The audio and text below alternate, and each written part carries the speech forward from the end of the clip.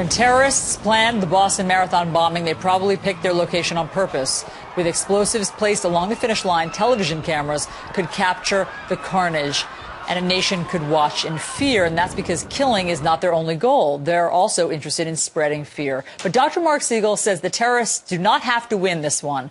Dr. Siegel, it's great to have you here. I want to hear about how the terrorists don't have to win, because first, let's talk about how everyone who was at that scene, including many people in Boston, including many of us who watched it on television, could be having some little bits of PTSD after suffering such a traumatic event this week. Allison, absolutely. There's three layers of response here. There's people that were at the finish line. Then there's people that were in Boston when it got locked down yesterday. Then there's the rest of us who are attaching voyeuristically to the news. And research out of NYU by Elizabeth Phelps showed that watching a video of a violent event can affect you physiologically as if you were actually in the event. We have to watch out for that. Now, Alfred Hitchcock said famously when he was asked about the film The Birds, how can you do this to people? And he replied, you get to turn the projector off and go home. It's only entertainment.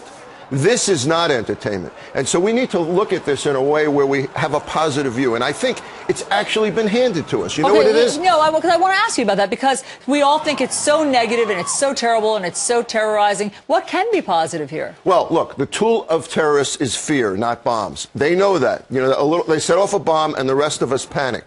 But the positive narratives are not the fear narratives.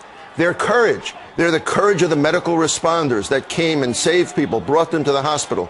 They're the courage of the surgeons who worked through the night and saved these people. How about the cops? How about the FBI? What a great story about what happened yesterday. They caught the second guy. They brought him in alive. What a great narrative that is. Now, we've been featuring that on TV. The more we feature that, the better, because the same center of the brain that processes fear processes courage, caring, laughter, and faith. We should bring in our faith at a time like this. That's beautiful. So you're saying that any of us who are still feeling rattled, still feeling great anxiety after this, should try to focus more on the heroic stories from what happened this week. That's number one, Allison. Number two, return to your daily activities. I mean, you should still watch us when Allison and Dr. Siegel are on. Watch us, but watch out how much of these images you're actually seeing. Go to business as usual. Try to remain calm. If you're calm, your kids are going to be calm. If you teach your kids worry, then they worry. So get back to business as usual, exercise, have your regular routines, and focus on the courage